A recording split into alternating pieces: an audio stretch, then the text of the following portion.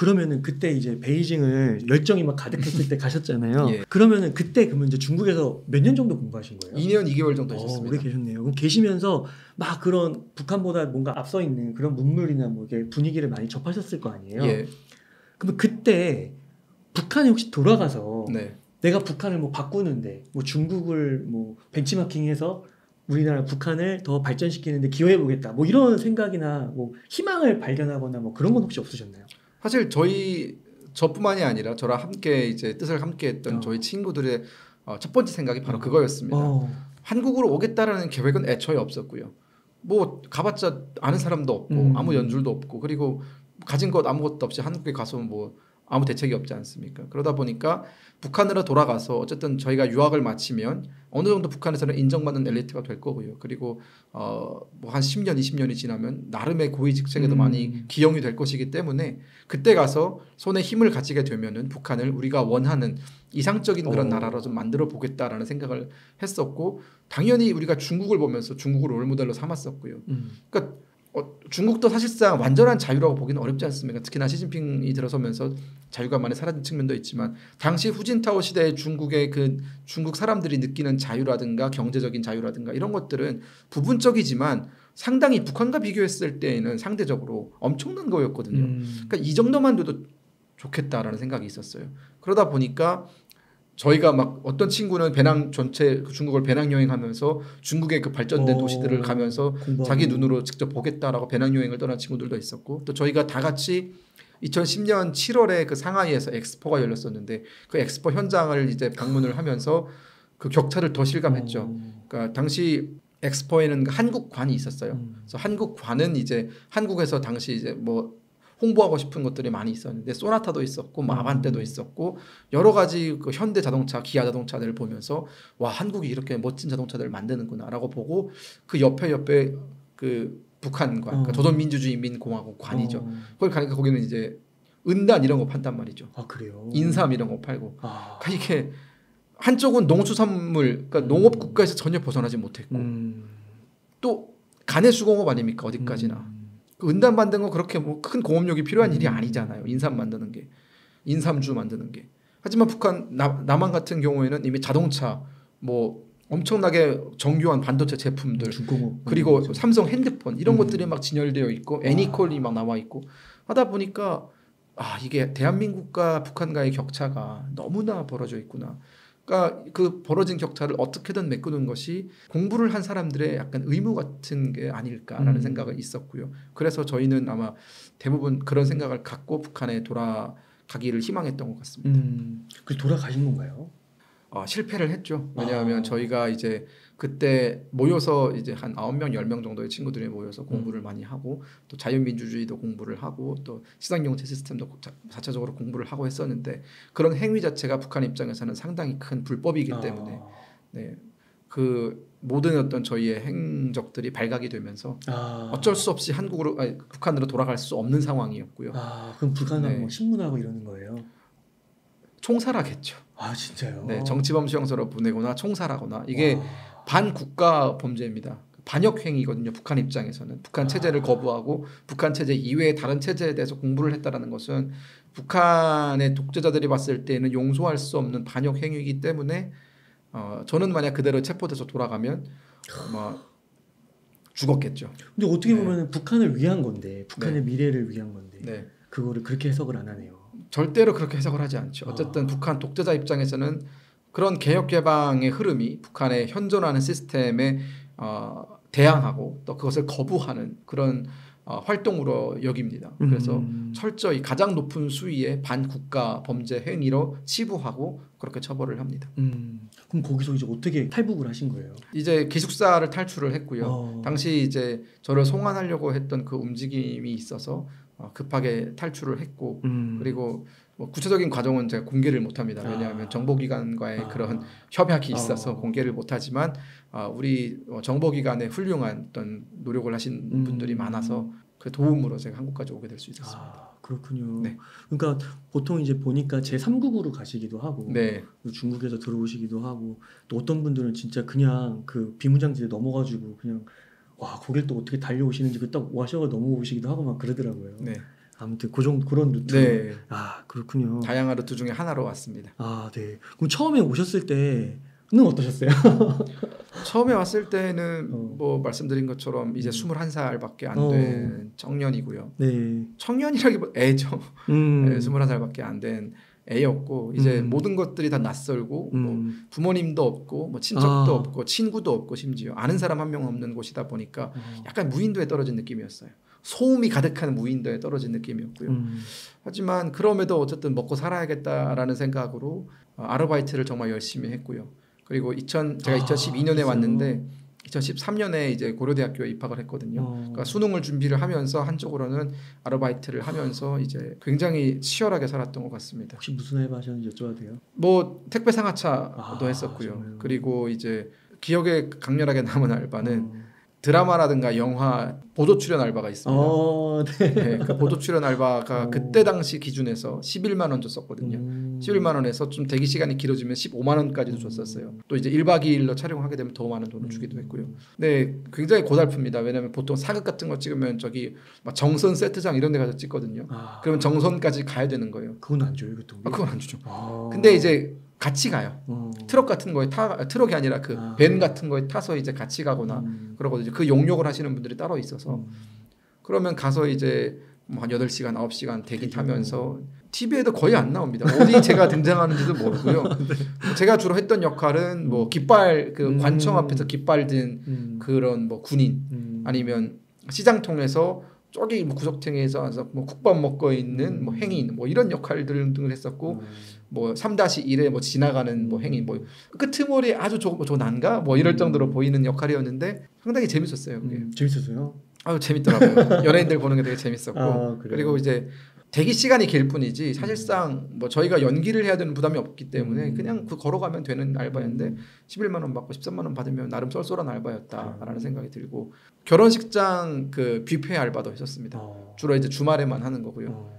평일에는 뭐 편의점 알바도 했었고 이제 수능 준비를 해다 보니까 멀리까지 가는 알바는 못 하고 편의점에서 이제 알바하면서 한쪽으로 공부하고 그런 알바도 했었습니다. 그 중국어 학원에서 이제 그 교재 만드는 알바도 했었고요. 아무래도 유학을 하다 보니까 당시에는 중국어를 정말 잘했거든요.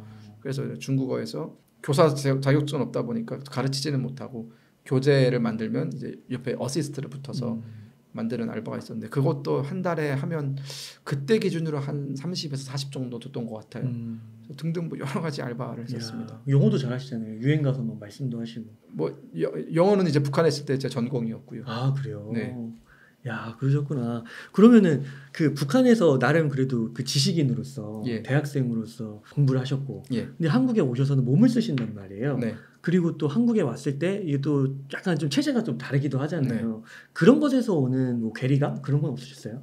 저는 생각보다 빠르게 적응했습니다. 그래요. 젊은 게 아무래도 가장 어릴 때 오다 보니까 새로운 것에 민감하게 가장 반응을 할 때였고 그리고 다행스럽게도 제가 그 13학번으로 들어갔을 때 제 동기들이 굉장히 훌륭한 친구들이 많았어요.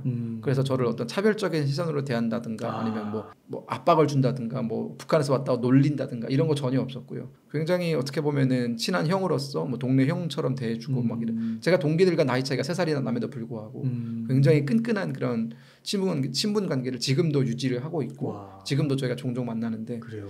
그 친구들 덕분에 한국 사회에 더 빠르게 적응을 할 수 있었고요. 그리고 이건 뭐 여담이지만 뭐 이 방법이 꼭 통할지는 모르겠지만 저는 사회에 적응하는 방법으로 여러 가지가 있는데 제가 뿌리를 두고 있는 탈북민 커뮤니티에 집중을 하기보다는 조금 더 새롭게 도전해야 되는 그런 뭐 대학 커뮤니티라든가 뭐 동아리라든가 이런 쪽에 도전을 좀 많이 했던 것 같아요. 낯설고 생소하고 어색하지만 그럼에도 어떻게 하면 더 빠르게 대한민국 주류 사회에 진입할 수 있을까라는 고민을 많이 했었던 것 같고 그 주류 사회가 단지 뭐 잘 나가고 뭐 스카이를 나오고 이런 주류 사회뿐만이 아니라 그냥 일반적인 그때 제가 도봉구에 살고 있었는데 그 도봉구의 그 커뮤니티는 또 어떻게 들어갈 수 있을까? 그래서 많은 사람들과의 어떤 대화를 통해서 한국 사회에 대해서 더 빨리 이해를 할 수 있었고 그리고 또 이제 뭐 신조어라든가 그런 것들은 뭐 PC방에서 롤 하면서 많이 배우고 그랬던 것 같습니다. 네, 그 되게 인지적인 그런 지능뿐만 아니라 사회적 지능 이런 부분도 굉장히 뛰어나셨던 것 같고 아, 그러셨군요. 그러면 혹시 그 북한에서 예. 탈북을 해서 남한에 오신 분들 가운데 연령도 다르고 예. 지역도 좀 다르고 네. 직업 출신도 다를 거 아니에요? 그렇죠. 그런 분들 가운데서 좀 차이가 있나요? 한국 아. 적응하는 그런 정도에 있어서? 그렇죠. 이게 뭐 일반적이다라고 말씀드리기는 어렵지만 어쨌거나 제 주관적인 생각이지만 연령대가 어릴수록 한국 사회에 적응하는 것이 조금 더 빠른 면이 있고요. 그리고 연령대가 어린 친구들은 사실 특히나 한국에서 중고등 과정을 거친 친구들 같은 경우에는 티가 전혀 안 납니다. 아. 굳이 본인이 북한에서 왔다라고 밝히기 전에는 그냥 뭐 여기서 태어난 사람처럼 느껴질 때가 있고요. 그리고 사실 뭐 말이 탈북민이지 다 똑같은 대한민국 국민인 거잖아요, 사실상. 그렇기 때문에 오히려 이제 나이 많으신 분들 같은 경우에는 여전히 북한에 대한 향수, 노스텔지어 이런 게 좀 남아 있어서 북한의 그 문화라든가 북한의 그 어법이라든가 이런 것들을 좀 유지하시는 분들이 있어요. 그건 뭐가 잘못됐다 잘됐다라고 평가할 수 있는 건 아니죠. 가치관이니까. 하지만 그러다 보니까 아무래도 한국 사회에서 이제 보기에는 북한 사투리를 쓴다, 그리고 북한 문화를 유지한다 이러면 잘 모르니까 조금 거리감을 느껴 하는 분들이 좀 있었던 것 같고, 하지만 젊은 세대 같은 경우에는 집에서는 사투리를 쓰지만 밖에 나왔을 때에는 오히려 대한민국 국민으로서 가져야 되는 정체성에 조금 더 근접해 있기 때문에 훨씬 적응이 빠르고 그리고 동화가 잘 되고 또 융화가 좀 잘 되는 것 같습니다. 그 탈북민들이 근데 우리나라에 많은가요? 혹시 34,000명 정도 있습니다. 34,000명. 네. 그리고 지금도 계속 넘어오고 있나요?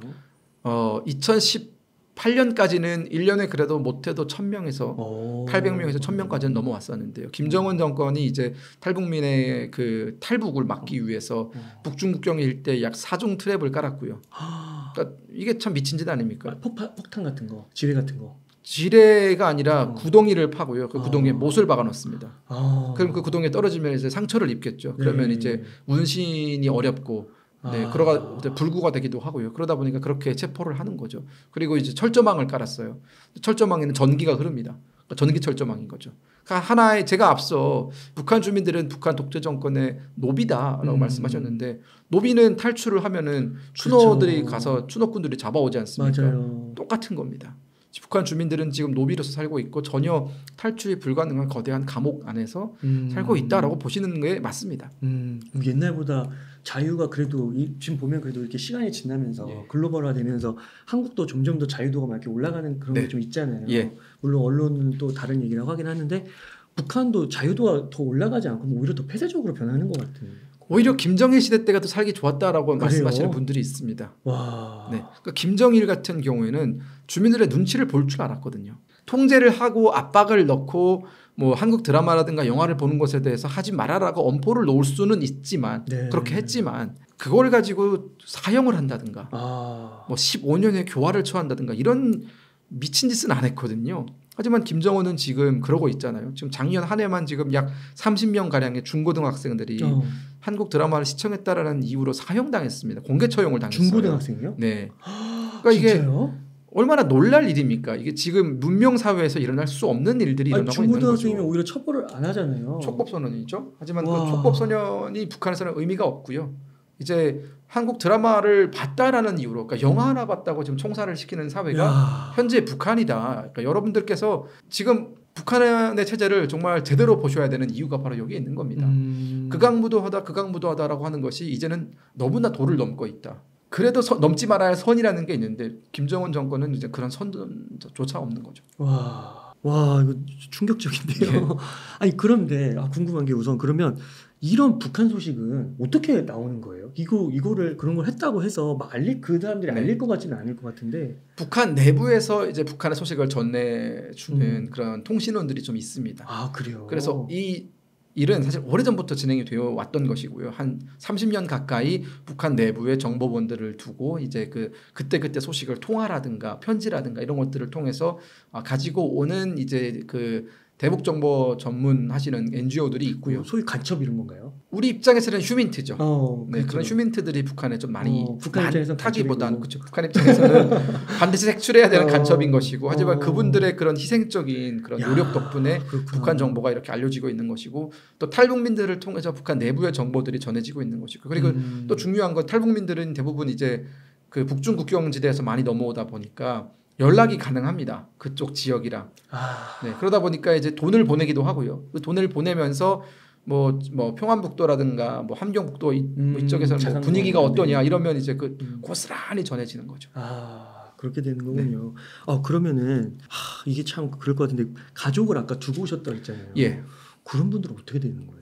이게 북중 국경에 있는 그러니까 접경 지역에 있는 사람들 같은 경우에는 워낙 많은 숫자가 한국으로 오다 보니까 그 가족 전체를 처벌하려면 몇십만 명을 처벌해야 되는 거거든요. 그래요? 그러면 주민 구성에 공백이 생깁니다. 약 30만 명에서 40만 명 정도가 뭐 다 정치범 수용소를 가버리게 되면은 국경이 텅텅 비는 거잖아요. 그렇기 때문에 접경 지역에 있는 사람들은 그냥 눈 감아주는 경우도 있고요. 그리고 막 발각되지 않는 한 뭐 돈을 받고 한국으로부터 돈을 받고 정보를 주고 받고 이런 행위가 발각되지 않는 한 약간의 감시 정도에서 그치는 게 있습니다. 하지만 평양 같은 경우 즉 핵심 계층에서 있다가 탈북을 하게 될 경우 처벌의 수위는 좀 많이 높아지고 뭐 추방을 당한다든가 경우에 따라서는 정치범 수용소에 간다든가 등의 처벌이 있습니다. 그렇군요. 네, 감사합니다. 그 아까 그 중고등학교 그 이벤트가 너무 충격적이어가지고. 네. 그럼 그거를 혹시 공개 처형 뭐 이런 건가요? 예, 공개 처형합니다. 북한은 대부분의 처형을 다 공개 처형으로 합니다. 그래야 공포심을 심어주잖아요. 그럼 그 처형도 그냥 총살 이런 거예요? 예, 총살이고요. 북한은 교수형 같은 건 잘 하지 않습니다. 왜냐하면 교수형은 사람들한테 주는 공포감이 그렇게 크지 않거든요. 북한 입장에서는 오히려 총살이 저도 6살 때 총살을 본 기억이 있고요. 진짜요? 네, 여전히 그 공개 처형을 받던 기억이 트라우마로 남아 있고요. 그러다 보니까 그 공개 처형을 할 때는 제가 말씀드린 것처럼 30명의 중고등학생이었다고 하잖아요. 그러면 그 학생이 소속된 학교의 모든 학생들이 그 장면을 보게 합니다. 그리고 이제 가장 연령대가 어린 친구들부터 맨 앞에 세우죠. 진짜요? 네, 그게 어떻게 보면은 공포 학습 효과라고 해서 공포에 대해서 상당히 큰 트라우마를 갖게 하는 거죠. 그건 트라우마 차원이 아닐 것 같은데. 그런 것들이 사실 지금까지 북한 정권을 유지시켜 온 북한 입장에서는 매우 효과적인 그런 공포를 활용한 독재 정권 유지다라고 말씀드릴 수 있죠. 그렇군요. 이거 정말 안타깝네요.